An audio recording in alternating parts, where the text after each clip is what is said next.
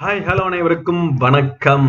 இன்னைக்கு நம்ம பார்க்க போறது கேரளாவை சேர்ந்த ஒரு ஓல்டு பிரைவேட் செக்டர் பேங்க். இவங்க கேரளால மட்டும் இல்லை, இந்தியா முழுவதும் இருக்கிறாங்க. கேரளால இவங்களுடைய ஆதிக்கம் பயங்கரமா இருக்குது. இவங்களுடைய டோட்டல் பிரான்ச்சஸ் பார்த்தீங்கன்னா 1518 பிரான்ச்சஸ் அண்ட் ஏடிஎம்ஸோட எண்ணிக்கை பார்த்தீங்கன்னா 2041. இந்த ஷேரோட கரண்ட் வேல்யூ பார்த்தீங்கன்னா 197க்கு ட்ரேடிங் ஆகிட்டு இருக்கு. 52 வீக் ஹை பார்த்தீங்கன்னா 205, லோ பார்த்தீங்கன்னா 130. பி ரேஷியோ பார்த்தீங்கன்னா 11.86%.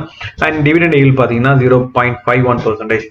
ஓவராலாக இந்த கடந்த ஒரு வருஷத்துல மட்டும் இந்த ஸ்டாக் பார்த்தீங்கன்னா 63 ரூபா உயர்ந்திருக்கு.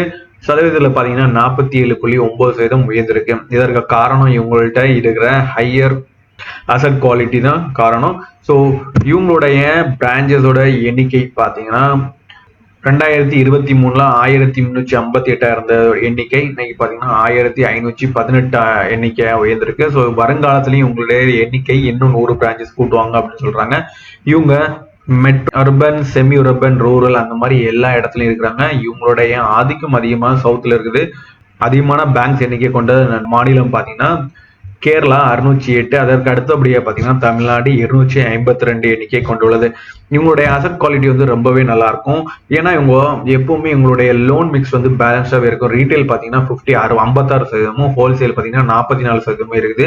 இதனால இவங்களுடைய அசட் குவாலிட்டி ரொம்பவே நல்லா இருக்கு. இவங்களுடைய அசட் குவாலிட்டி ரிமைன் ஸ்டெடியாக தான் இருக்குது. ஸ்லிப்பேஜ் பார்த்தீங்கன்னா வெறும் 78 பைசா தான். அண்ட் கிரெடிட் கார்டு பார்த்தீங்கன்னா 27 பைசால இருக்குது. இவங்களுடைய ரீட்டைல் கூடைய குரோத் பார்த்தீங்கன்னா 25% இயர் ஆன் இயர் உயர்ந்திருக்கு. ஹோல்சேலுடைய குரோத் பார்த்தீங்கன்னா 15% இருக்கு. ரீட்டைல்லையும் இவங்க வந்து ஒரே செக்டர் கொடுக்காம retail, gold, agriculture, CV, mutual அந்த மாதிரி எல்லா இடத்துலையும் டிஸ்ட்ரிபியூட் பண்றாங்க. எங்களுடைய கோல்டு செக்டரும் இம்ப்ரூவ் ஆயிருக்குது. கோல்டு செக்டர் பார்த்தீங்கன்னா கிட்டத்தட்ட 12% உயர்ந்திருக்கு. எங்களுடைய கோல்டு பார்த்தீங்கன்னா இயர் ஆன் இயர் பார்த்தீங்கன்னா 31% உயர்ந்திருக்கு. அண்ட் அதிகமான ஹோல்சேல்ல டிஃபால்ட் பண்றது இந்த இன்ஃப்ராஸ்ட்ரக்சர்ஸ் கம்பெனி. ஸோ இவங்க இன்ஃப்ராஸ்ட்ரக்சர்ஸ் கம்பெனிஸ்ல வந்து அதிகமாக கொடுக்காம குறைச்சி தான் கொடுக்குறாங்க. இவங்களுடைய இன்ஃப்ராஸ்ட்ரக்சர் போர்ட்ஃபோலியோ பார்த்தீங்கன்னா ஜஸ்ட் 4.02% தான். ஸோ இதனால தான் இவங்களுடைய அசட் குவாலிட்டி ரொம்பவே நல்லா இருக்குது. அண்ட் இவங்களுடைய குரோத் வந்து ஃபோக்கஸ் பண்றாங்க. எந்த இடத்துல ஃபோக்கஸ் பண்றாங்கன்னா அதிகமான ஒரு ஈல்டு கொடுக்குற இடத்துல தான். குறிப்பா பாத்தீங்கன்னா கிரெடிட் கார்டு, பர்சனல் லோன் இந்த மாதிரியான ஹை ஈல்டு செக்டர் தான் இவங்க ஃபோக்கஸ் பண்றாங்க. கடந்த ஆண்டுல மட்டும் கிரெடிட் கார்டோட குரோத் பாத்தீங்கன்னா இயர் ஆன் இயர் 73% உயர்ந்திருக்குது. அண்ட் பர்சனல் குரோத் பாத்தீங்கன்னா 40% உயர்ந்திருக்குது. ஸோ வருங்காலத்திலையும் இவங்க வந்து அதிகமான கொடுப்பாங்க அப்படின்னு எதிர்பார்க்கிறது. இவங்களுடைய கிரெடிட் கார்டு குரோத் வந்து 17 CAGR இருக்கும் அப்படின்னு சொல்லப்படுறது வருங்காலத்துல. அண்ட் மார்ஜின் பாத்தீங்கன்னா 10 பைசா குறையும் அப்படின்னு எதிர்பார்க்கப்படுகிறது. அண்ட் ஓவராலா பாத்தீங்கன்னா அதர் இன்கம்ஸ்லயும் நல்லாவே பெர்ஃபார்மன்ஸ் பண்ணியிருக்காங்க. இயர் ஆன் இயர் பாத்தீங்கன்னா 25% அதர் இன்கம்ஸ்லயும் பெர்ஃபார்ம் பண்ணியிருக்காங்க. ஸோ பேங்கோடைய 2 இன்கம்ஸ் இருக்கும். ஒன்னு நெட் இன்ட்ரெஸ்ட் இன்கம், அவங்க லோனுக்கு இன்ட்ரெஸ்ட் எடுக்கிறது மூலமா. இன்னொன்று பார்த்தீங்கன்னா அவங்களுடைய சர்வீஸுக்கு. ஸோ இந்த சர்வீஸோட இன்க்ரீஸும் நல்லாவே இருந்தது. மக்களும் இதற்கு தயாரா இருக்காங்க. இவங்களுடைய சர்வீஸ் நல்லா இருக்கிறதுனால பே பண்ணி எடுத்துக்கிறாங்க. அண்ட் இந்த பேங்கோடைய குரோத் பார்த்தீங்கன்னா நெட் இன்ட்ரெஸ்ட் இன்கம் பார்த்தீங்கன்னா கடந்த 3 ஆண்டுல மட்டும் 14% உயர்ந்திருக்கு.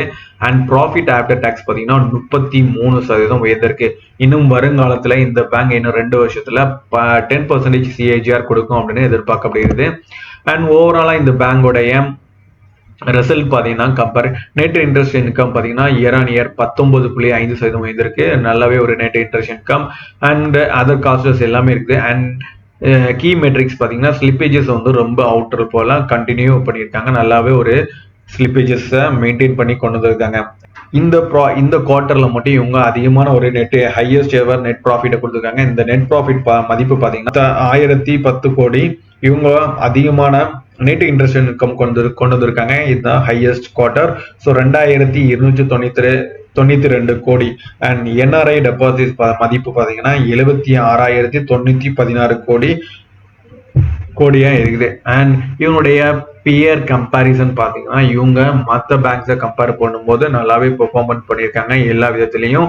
இந்த பேங்க்ஸோடைய பி ரேஷியோ, புக் வேல்யூஸ் எல்லாம் பார்த்தீங்கன்னா ஆவரேஜ் நியராக தான் இருக்குது. ஸோ இந்த பேங்க் வந்து ஹை வேல்யூஸ்லையும் ட்ரேடிங் ஆகல, ஆவரேஜ் வேல்யூல ட்ரேடிங் ஆகிட்டு இருக்கு. இதுவும் இந்த பேங்க்ஸை பை பண்ணதுக்கு ஒரு நல்ல வாய்ப்பு.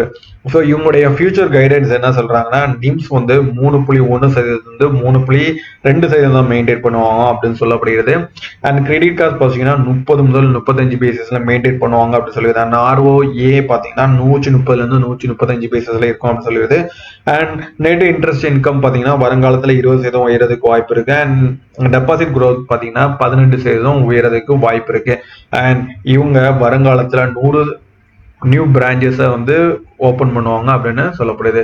இது போன்ற நல்ல தகவல்களுக்கு நம்ம சேனலை தொடர்ந்து ஃபாலோ பண்ணுங்க. நன்றி, வணக்கம்.